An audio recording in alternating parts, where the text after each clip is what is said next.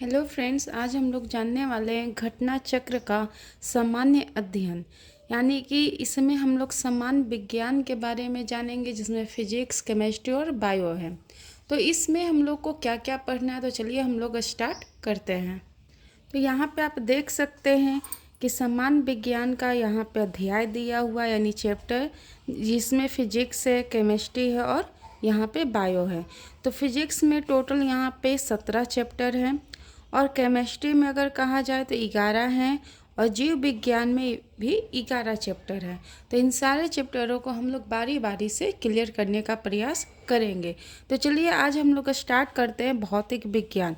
तो भौतिक विज्ञान को आज हम लोग स्टार्ट करेंगे।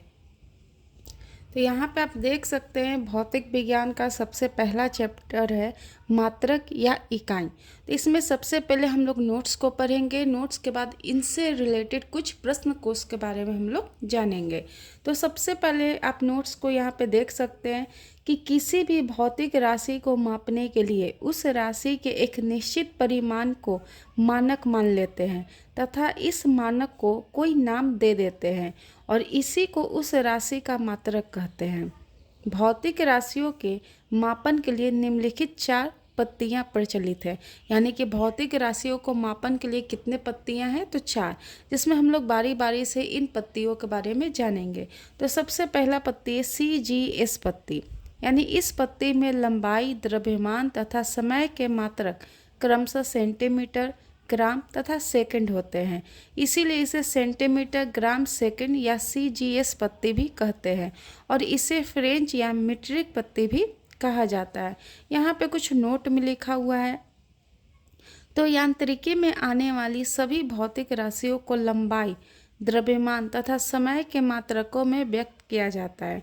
इन तीनों राशियों के मात्रक एक दूसरे से पूर्णतः स्वतंत्र हैं तथा इनमें से किसी एक को किसी अन्य मात्रक में बदला अथवा उससे संबंधित नहीं किया जा सकता।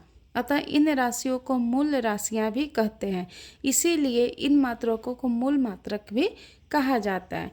दूसरा पत्ती है FPS पत्ती। इसे ब्रिटिश पत्ती भी कहते हैं। इस पत्ती में लंबाई, द्रव्यमान और समय के मात्रक क्रमशः फुट, पाउंड और सेकंड होते हैं। इसके बाद है MKS पत्ती। यानी इस पत्ती में लंबाई, द्रव्यमान और समय के मात्रक होते हैं। लंबाई को मीटर से, द्रव्यमान को किलोग्राम और समय को सेकंड से मापा जाता है। इसके बाद है SI पत्ती।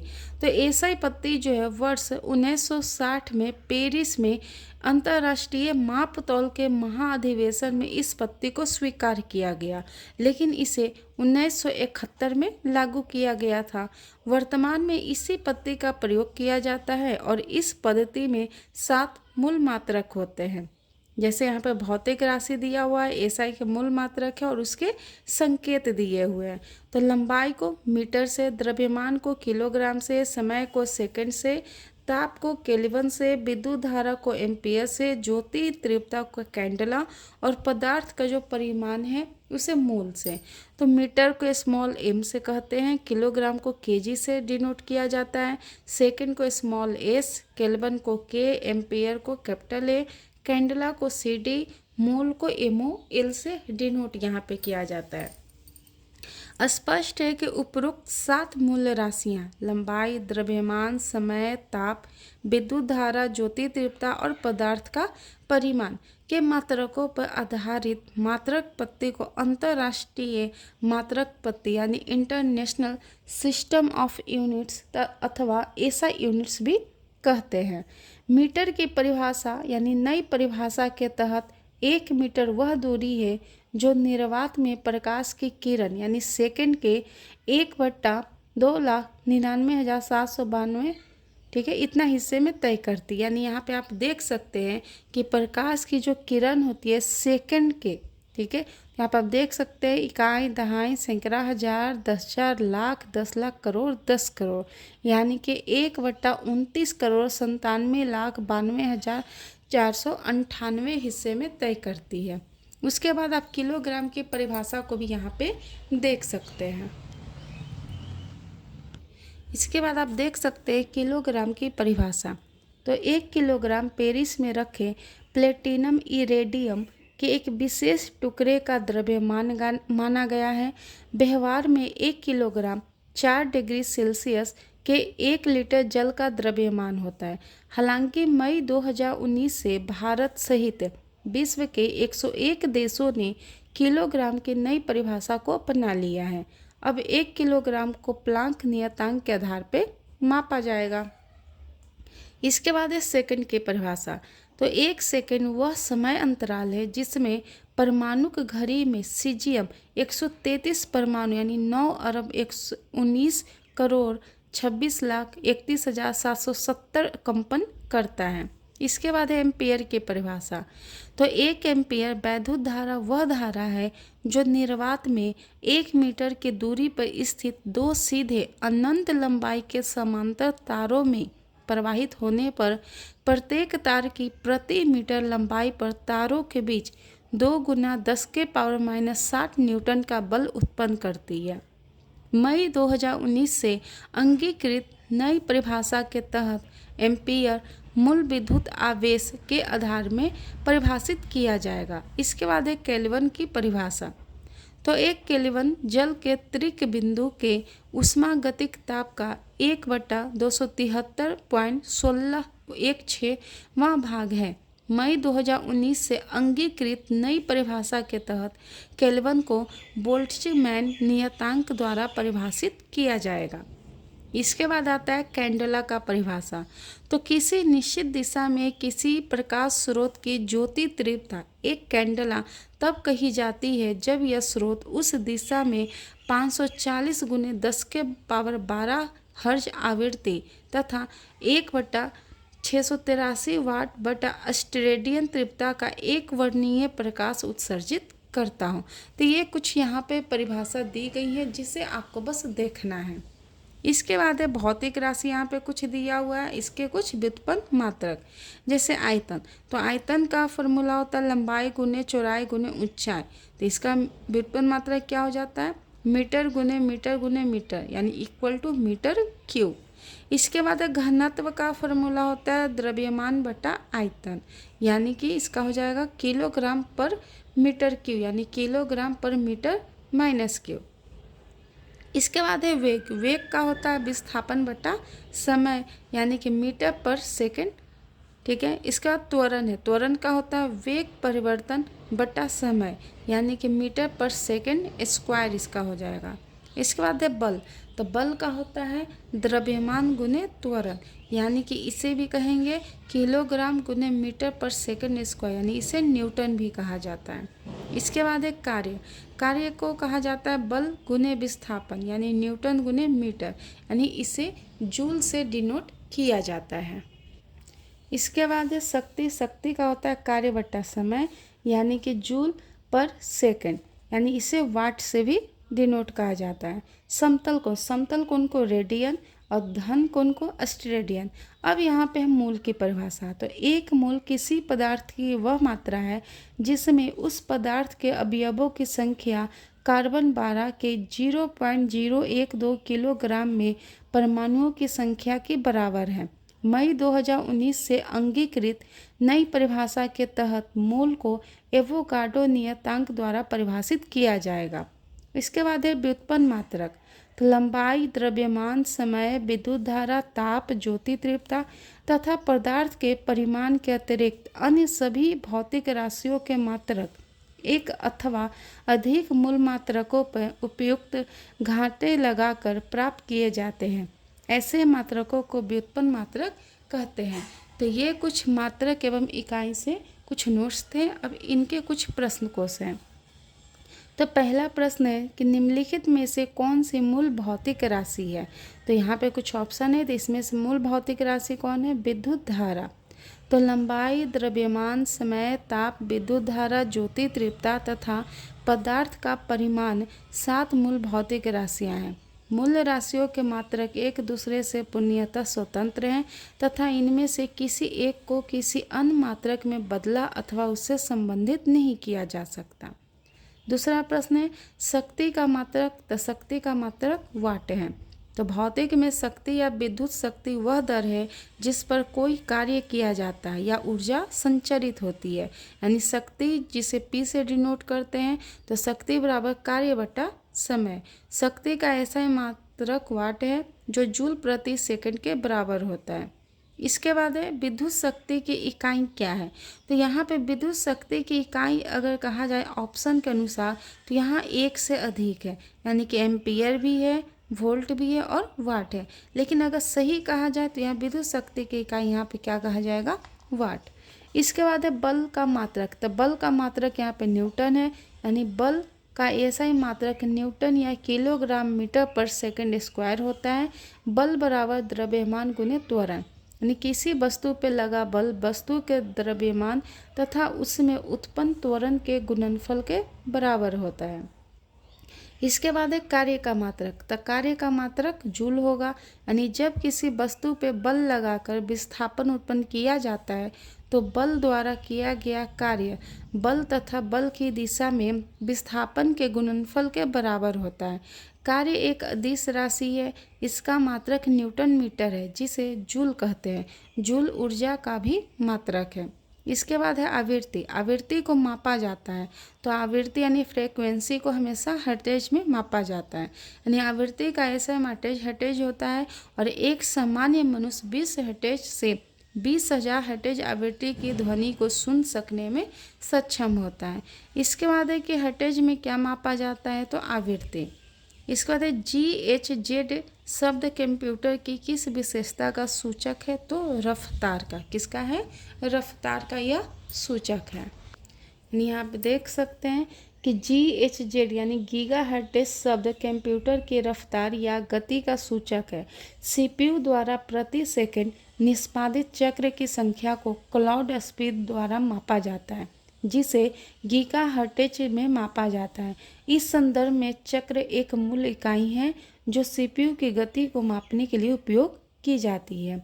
इसके बाद है कि चालक की वैद्युत प्रतिरोधता की इकाई क्या है, तो इसका हो जाएगा ओम मीटर। यानी क्या हो जाएगा, ओम मीटर।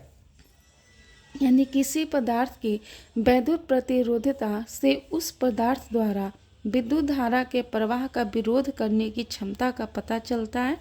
कम प्रतिरोधता वाले पदार्थ आसानी से विद्युत आवेश को चलने देती है। इसकी ऐसा इकाई ओम मीटर है। क्या होती है, ओम मीटर है। वैद्युत प्रतिरोधता यानी कि rho equal to are into ए बटा एल, जहाँ आर जो है पदार्थ का विद्युत प्रतिरोध ओम है, ठीक है। एल जो है पदार्थ के टुकड़े की धारा की दिशा में लंबाई है जो मीटर में दिखाई देता है। ए जो है धारा की दिशा के लंबवत पदार्थ का क्षेत्रफल वर्ग मीटर में है। यानी दिए गए विकल्पों में फराड यानी फैराड धारिता का वोल्ट, वैद्युत विभवांतर का, एम्पियर विद्युत धारा का तथा ओम वैद्युत प्रतिरोध का मात्रक है। इसके बाद अगला प्रश्न आता है कि ओम मीटर मात्रक है किसका, प्रतिरोधता का, ठीक है। इसके बाद चुंबकीय बल के मापन का इकाई क्या है, तो चुंबकीय बल मापन का इकाई टेस्ला है।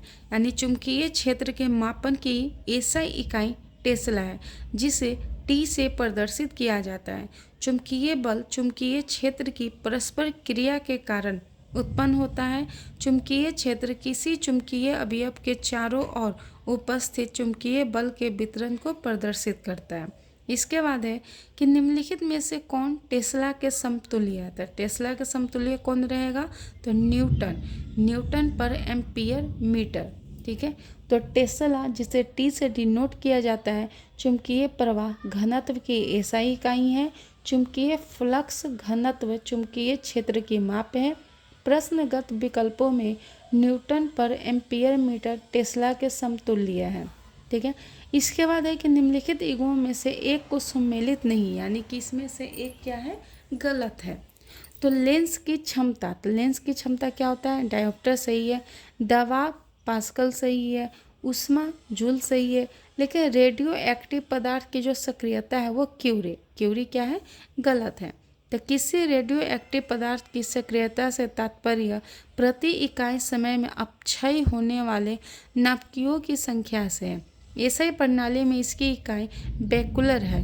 क्यूरी इसका पुराना एवं गैर एसआई मात्रक है। स्पष्ट है कि युग्म सुमेलित नहीं है। इसके बाद है कि प्रकाश वर्ष इकाई है। तो प्रकाश वर्ष किसका इकाई है? दूरी का। तो प्रकाश द्वारा एक वर्ष में तय की गई दूरी को एक प्रकाश वर्ष कहते हैं। यानी एक प्रकाश वर्ष बराबर 9.46 इंटू 10⁻15 मीटर होता है।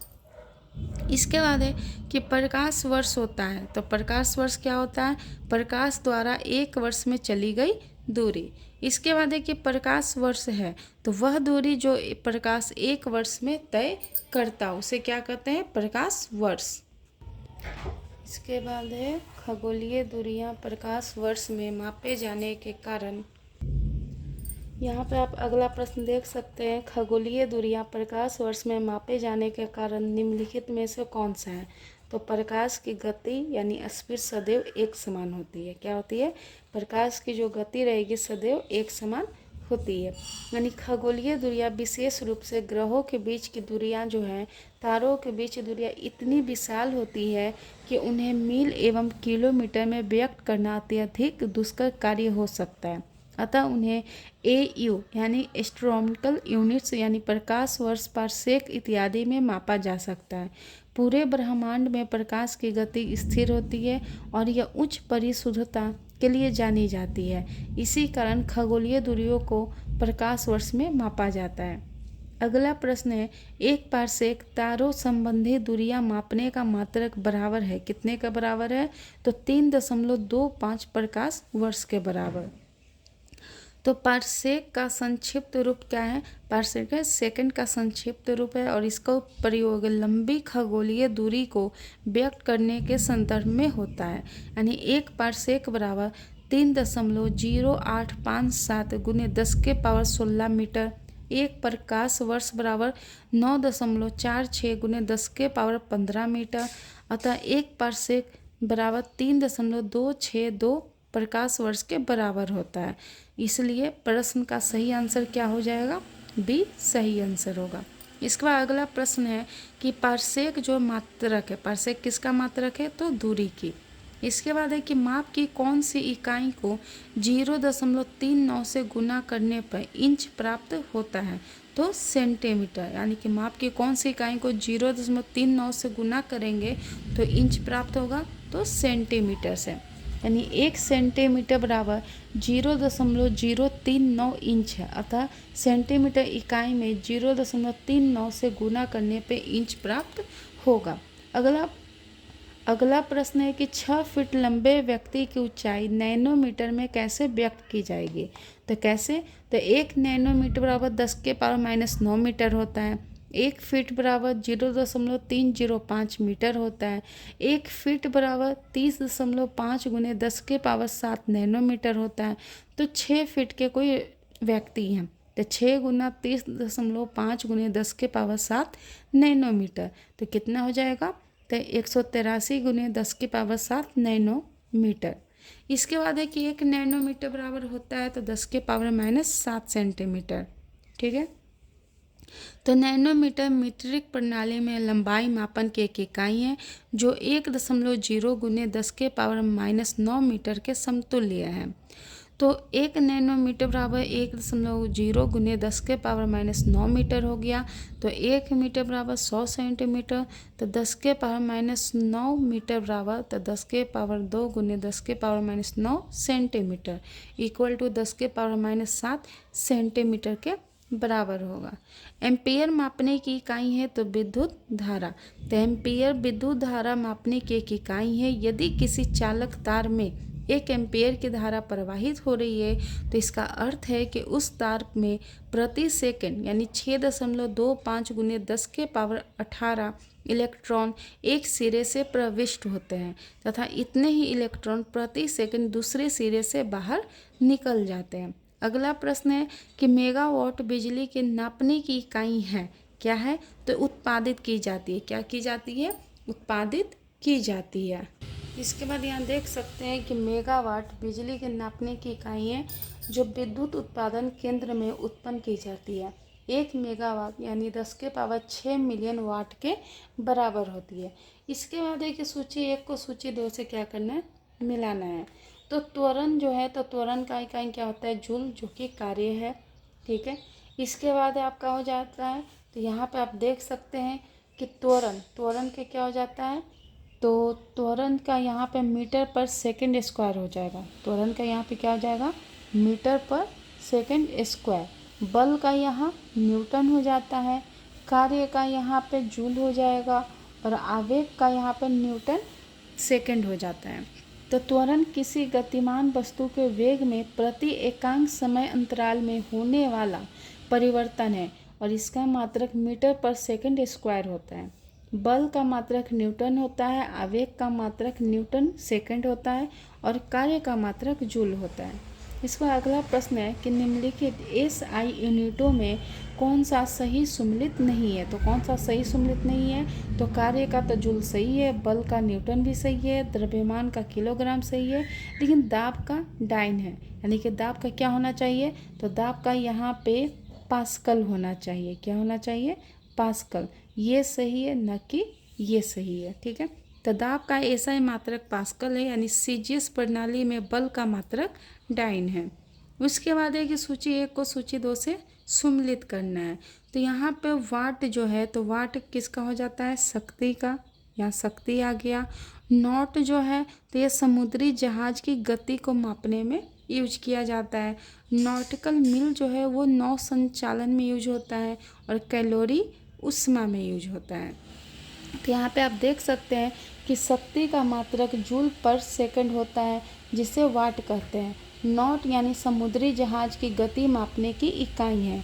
नौ संचालन में प्रयुक्त दूरी को नॉटिकल मील में मापते हैं। कैलोरी उष्मा की मात्रा मापने की इकाई है, ठीक है। इस बार फिर से सुमेल कीजिए। तो जूल किसका हो जाता है, तो जूल आपका कार्य का हो जाएगा। एम्पेयर किसका होता है, तो एम्पेयर धारा का हो जाता है। इसका वाट कहा जाए तो सामर्थ्य यानी कि शक्ति किसका हो जाता है, शक्ति का। इसके बाद है कि यहाँ पे वोल्ट किसका हो जाता है, तो विभवांतर का। और कैलोरी किसका हो जाएगा, तो उष्मा का। तो जूल कार्य एवं ऊर्जा का मात्रक है। एम्पियर, वाट, वोल्ट एवं कैलोरी क्रमशः धारा, सामर्थ्य, विभवांतर एवं उष्मा के मात्रक है। यहाँ पे आपका डिटेल में दिया गया है। इसके बाद है कि 1 हॉर्स पावर में कितने वाट होते हैं, तो 746 वाट होते हैं। तो किसी कर्ता द्वारा कार्य करने की दर को उसकी शक्ति या सामर्थ्य कहते हैं, यानी पावर कहते हैं। तो शक्ति का मात्रक जूल पर सेकंड होता है, जिसे वाट कहते हैं। 1 वाट बराबर 1 जूल पर सेकंड होता है और 1 अश्व शक्ति यानी कि 1 हॉर्स पावर बराबर कितना होता है, 746 वाट होता है। अगला प्रश्न है कि निम्नलिखित में कौन सा सम्मिलित नहीं है, यानी कौन सा गलत है।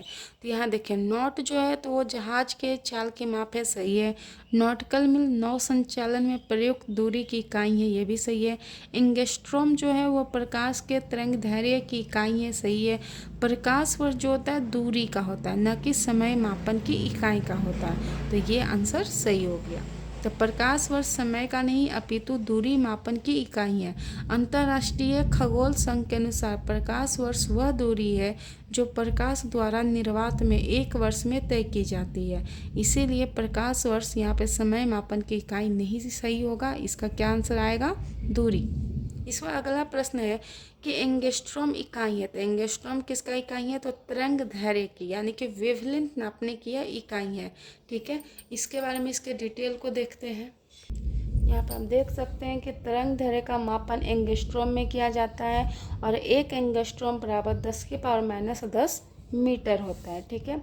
अब यहाँ पे सूची 1 को सूची 2 से सम्मिलित कीजिए। तो उच्च वेग किसका है, मैक का। तरंग दैर्घ्य एंगस्ट्रॉम, दाब पास्कल और ऊर्जा जूल, ठीक है। तो यहाँ पे ये आपको मिलाना है कि उच्च वेग किसका है, तो मैक का है। उच्च वेग को किससे मापते हैं, तो मैक से। तरंग दैर्घ्य को किससे मापते हैं, तो एंगस्ट्रॉम से। दाब को किससे मापते हैं, तो पास्कल से। और ऊर्जा को जूल से। तो द्रव यांत्रिकी के संदर्भ में मैक संख्या किसी माध्यम के सापेक्ष वस्तु की चाल तथा उस माध्यम में ध्वनि की चाल का अनुपात है। अतः मैक उच्च वर्ग को प्रदर्शित करने हेतु प्रयुक्त होता है। तरंग दैर्घ्य का मापन एंगस्ट्रॉम में किया जाता है, जबकि दाब का पास्कल में और ऊर्जा का जूल में। अगला प्रश्न है कि जूल ऊर्जा से उसी तरह संबंधित है जैसे पास्कल संबंधित है। पास्कल किससे? दाब से यानी दबाव से। 1 माइक्रोन बराबर होता है तो 1 माइक्रोन कितने के बराबर होता है? तो 1/1000 मिली लीटर के बराबर होता है। तो 1 माइक्रोन बराबर 10⁻⁻6 मीटर होता है। तो इसको मिलीलीटर में चेंज कर दीजिए तो 10⁻6 गुने 10⁻3 मिलीलीटर। तो 1/10⁻3 मिलीलीटर हो गया यानी 1/1000 मिलीमीटर। इसके बाद है कि 1 माइक्रोन लंबाई प्रदर्शित कर सकता है, सेंटीमीटर में कह रहा है तो 10⁻⁻4 सेंटीमीटर यानी 1 माइक्रोन कितने के बराबर होता है? तो 10⁻⁻6 मीटर के बराबर, और इसे म्यू से प्रदर्शित करते हैं। ठीक है, तो 1 माइक्रोन बराबर इसको मीटर में चेंज करेंगे तो 0.00001 मीटर यानी इक्वल टू 0.0001 सेंटीमीटर। ठीक है, यानी 1/10,000 सेंटीमीटर यानी 1/10⁻4 सेंटीमीटर यानी कि 10⁻⁻4 सेंटीमीटर इसका आंसर आएगा। इसके बाद है कि निम्नलिखित में से कौन सा एक सुमेलित नहीं है, यानी इसमें एक गलत है। तो डेसिबल ध्वनि की प्रबलता की इकाइयाँ सही है। अश्व शक्ति जो है शक्ति की इकाइयाँ सही है। समुद्री मील नौ संचालन में दूरी की इकाई सही है। सेल्सियस ऊष्मा की इकाई यानी नहीं, ऊष्मा के क्या हो जाता है? कैलोरी होता है। तो सेल्सियस किसका हो जाता है? ताप मापने का। तो सेल्सियस ताप मापने का मात्रक है। ऊष्मा का मात्रक क्या होता है? कैलोरी होता है। बाकी हम लोग ये सब देख चुके हैं। निम्नलिखित में से कौन सी एक ऊष्मा की इकाई नहीं है? तो ऊष्मा की इकाई कैलोरी है, किलो कैलोरी है, किलो जूल भी है, लेकिन वाट नहीं है, क्योंकि वाट किसका है? शक्ति का।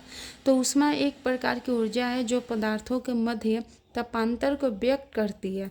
ऊष्मा एक स्थान से दूसरे स्थान को स्थानांतरित होती है और यह स्थानांतरण हमेशा अधिक ताप वाले पदार्थ से कम ताप वाले पदार्थ के मध्य होता है।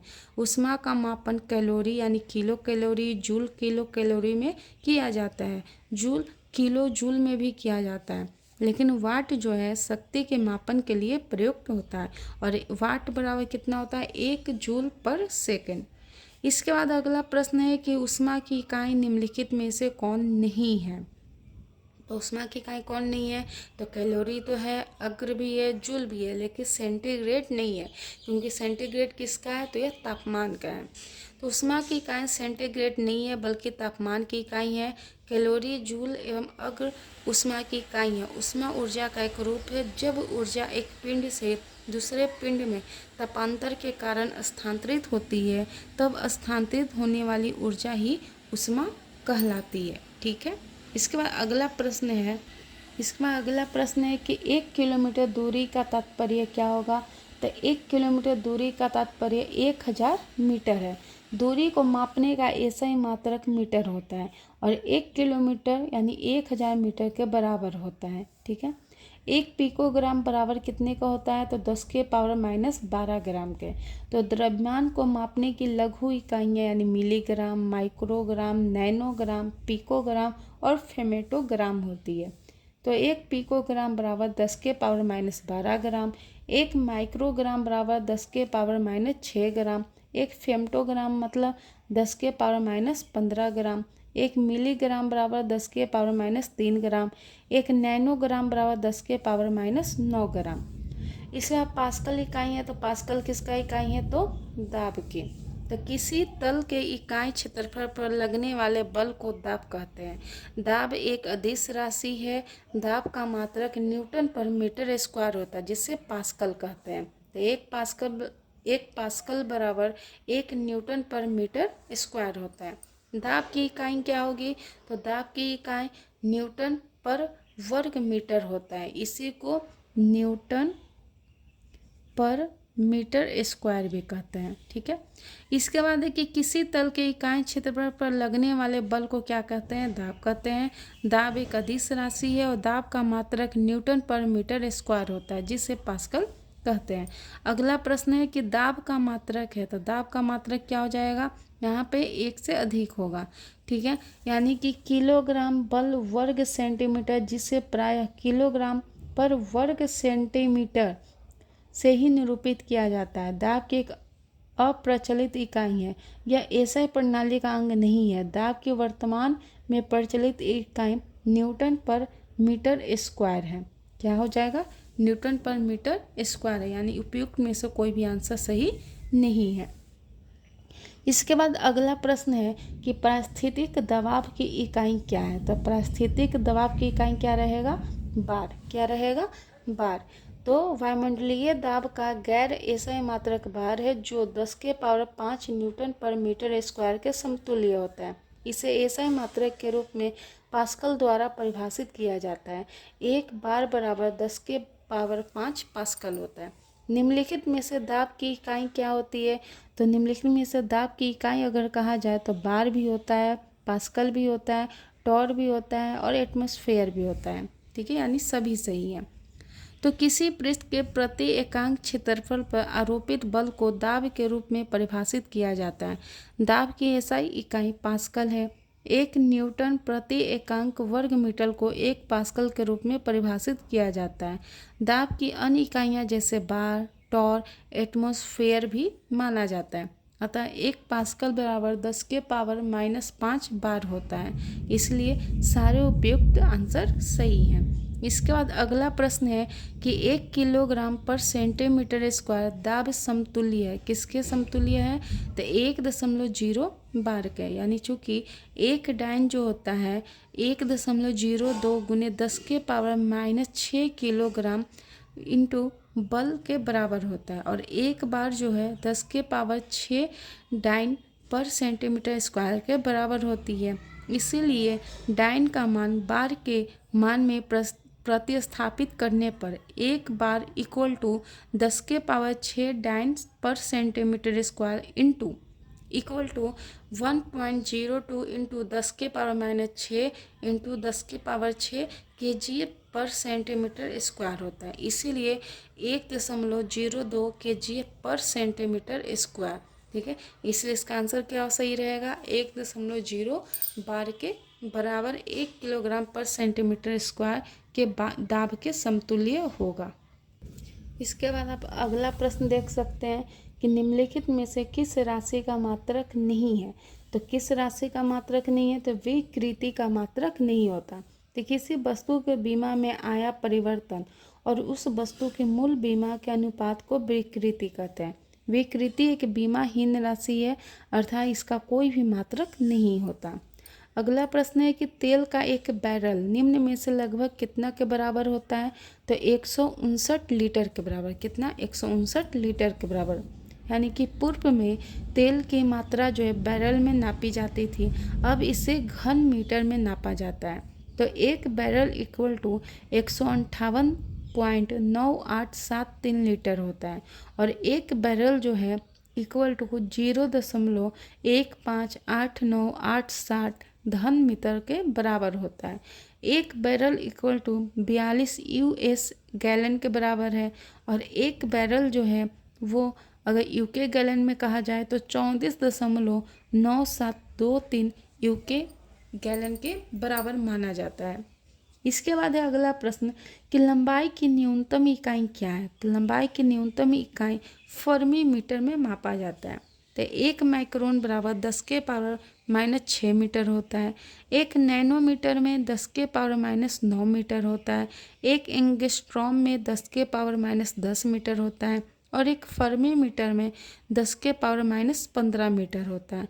तो सबसे न्यूनतम इकाई क्या हो जाती है? तो फर्मी मीटर लंबाई का। इसके बाद है कि सूची 1 को सूची 2 से मिलाना है। ठीक है, तो यहाँ पे आप देख सकते हैं क्यूसेक किसका है? तो क्यूसेक प्रवाह की दर को मापा जाता है, बाइट कंप्यूटर को, रिएक्टर भूकंप की तीव्रता, और बार जो है वो दाब को। ठीक है, यानी कि यहाँ पे आप इसमें देख सकते हैं कि जल प्रवाह की दर को मापने के लिए क्यूबिक फीट प्रति सेकंड यानी क्यूसेक का प्रयोग किया जाता है। कंप्यूटर के संदर्भ में बाइट यानी डिजिटल सूचना की एक इकाई है। रिएक्टर जो है भूकंप के तरंगों की तीव्रता मापने का एक गणितीय पैमाना है। बार जो है दाब की एक इकाई है, और यह 100 किलो यानी कि 10 के पावर 5 पास्कल के बराबर होता है। अब यहाँ पे आप देख सकते हैं अगला प्रश्न कि क्यूसेक में क्या मापा जाता है। तो क्यूसेक में जल का बहाव देखा जाता है, यानी जल का प्रवाह कितना हो रहा है ये मापा जाता है। NTU मापने की इकाई क्या है? तो जल की अविलता यानी कि टर्बिडिटी। यानी NTU का आशय नेफ्लोमेट्रिक टर्बिडिटी यूनिट से है। यह किसी तरल पदार्थ की अविलता या जल में निलंबित कणों की उपस्थिति को मापने के प्रयोग की जाने वाली इकाई है। अगला प्रश्न है कि निम्नलिखित में से कौन सी वैल्यू सोलर स्थिरांक का मान है? तो कौन सा?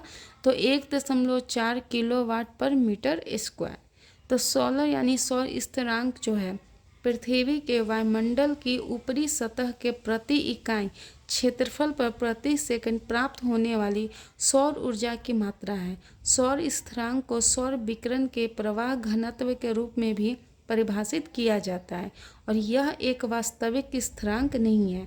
इसमें समय के साथ परिवर्तन संभव है। नासा के अनुसार सोलर स्थिरांक के मान की परास 1.318 किलोवाट पर मीटर स्क्वायर से 1.422 किलोवाट पर मीटर स्क्वायर यानी नॉमिनल 1.368 किलोवाट पर मीटर स्क्वायर होता है। ठीक है, इसके बाद अगला प्रश्न है कि निम्नांकित में से कौन एक वायुमंडल के ओजोन परत की मोटाई नापने वाली इकाई है? तो कौन सा है? डॉप्सन। कौन सा है? तो डॉप्सन। यानी कहा जाता है कि वायुमंडल में ओजोन परत की मोटाई डॉप्सन में मापी जाती है। एक डॉप्सन इकाई मानक ताप और दाब पर 10 माइक्रोमीटर ओजोन परत को व्यक्त करती है। एक डॉप्सन इकाई जो होती है वो 2.69 गुने 10⁻20 ओजोन अणु प्रति वर्ग मीटर के समतुल्य मानी जाती है। अगला प्रश्न है कि जमीन से वायुमंडल के शीर्ष तक हवा के स्तंभ में ओजोन की मोटाई को किस रूप में मापा जाता है? तो डॉप्सन इकाई में। किसमें? डॉप्सन इकाई में। डॉप्सन इकाई का प्रयोग किसमें किया जाता है? तो ओजोन परत की मोटाई नापने में।